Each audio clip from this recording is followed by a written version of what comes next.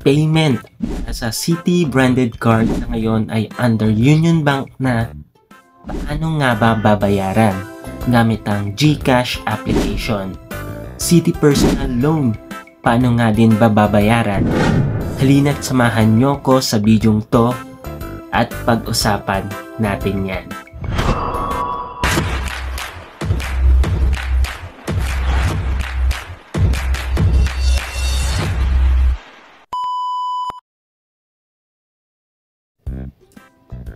Hello everyone, this is your Kuya Wheels at welcome back ulit sa ating channel. So kung bago ka pa lang sa ating channel, ang channel natin ay gumagawa ng mga video tips, tutorials, YouTube updates, and other useful things na pwede nating mapakinabangan. So kung gusto nyo yon, feel free to subscribe sa ating channel. Gusto ko lang i-shout out yung mga nag-comment kaya nagawa natin tong video na to. Hindi ko na nga lang maisa-isa pero ito yung mga iba sa mga nag-comment. So shout out kay Idol Cool Fever 746. Shout out din Idol Kim Roca Curva. Shout out din Idol Music. Bali shout out din kay Idol Faye Aguinaldo. Maraming salamat sa time at sa comment. Gusto ko lang din i-shout out si Idol RJI Yad 2636, si Ma'am Ann Carol Lagma 99, and Ma'am Apple Jane Da 6215. Shout out din po sa inyo. More on Citi Personal Loan payment din yung tanong nila. Bali si GCash na lang muna ang gagawin nating example kung paano magbayad kay Citi branded cards na ngayon ay under Union Bank na. So bago ang lahat, disclaimer lang na this video is not sponsored by Citibank or Union Bank or GCash. If may scheduled payments tayo dahil nga natapos na ang final migration ni Citibank to Union Bank, sabi din sa advisory or sa site mismo ng Union Bank, starting nga noong March 22, 2024, scheduled payments to Citibank as biller will no longer be processed. Bali, ang gagamitin na natin dito for online payments natin ay Union Bank. Bali dito, pag si GCash ang gagamitin nyo sa pagbabayad, syempre, ito yung mga dapat nyong tandaan. Syempre, dapat may GCash account po kayo. At dapat may laman ito. After po natin mag-login, click lang po natin si Bills sa GCash dashboard. Then, makikita natin sa category since si Citibank credit card ang babayaran po natin dito, ang i-click po natin ay si credit card. Tapos dyan mag-a-appear ang mga different billers natin. If i-check natin si Citibank, wala na po siya sa billers list na pagpipilian dahil po na-discontinue na po siya, at dahil dyan ang gagamitin na po natin ay si Union Bank. Pwede nating i-type ito sa search button, si Union Bank of the Philippines, or scroll down lang natin, hanap natin si Union Bank. After po nyan, ang information na kailangan po nating i-provide ay kung magkano ang babayaran natin, credit card account number. So kung ano yung account number po natin sa Citibank, yun din po yung gagamitin natin na account number sa GCash.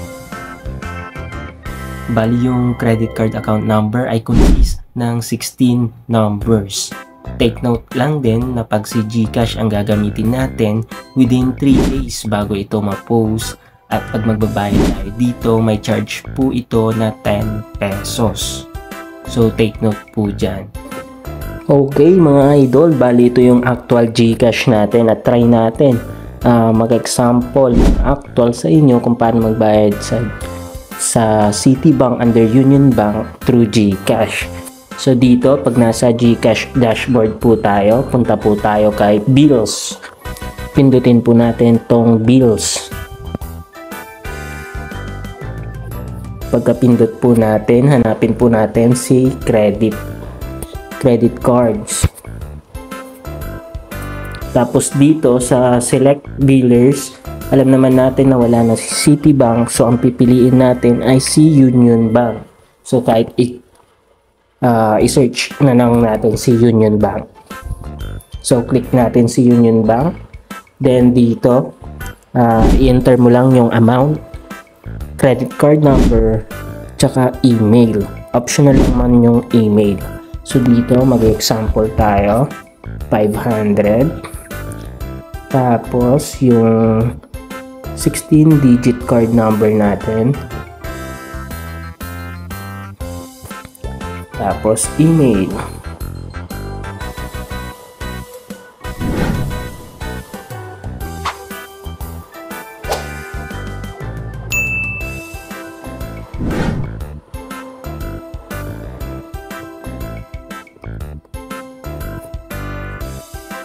After natin malagay yung email, yung 16-digit card number, tsaka amount, may charge po to na 10 pesos.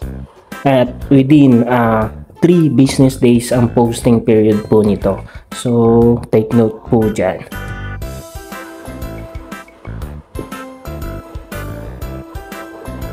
So, yan, 510 yung babayaran natin. So, next lang natin. Then, confirm.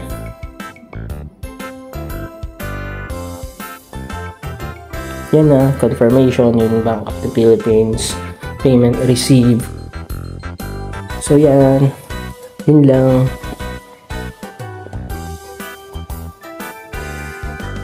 Dako naman tayo sa Citi Personal Loan.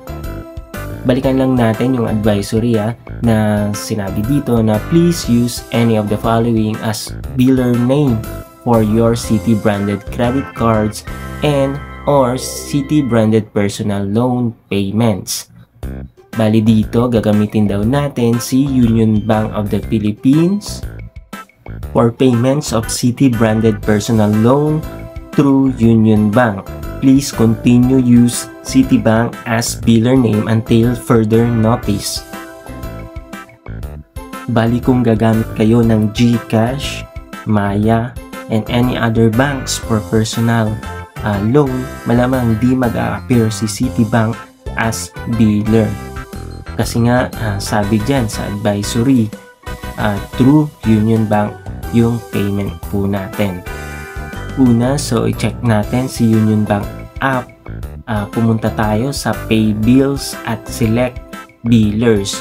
So, kung mapapansin nyo dito, may Union Bank Personal Loans. Yan na ba yung i-click natin? So, hindi po yan yung i-click po natin kasi nga sabi sa advisory nila or sa site nila, please continue to use Citibank as biller until further notice. Kaya naman sa search bar, pwede nating i-search or i-type si Citibank.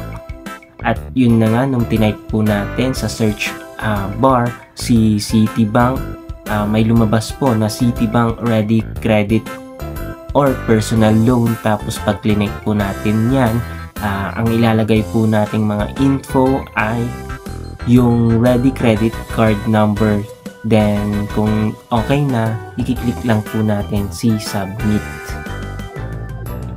So bali hindi ko siya matatry actual kasi wala po tayong Citi Personal Loan, pero pwede nyo po itong gawing guide.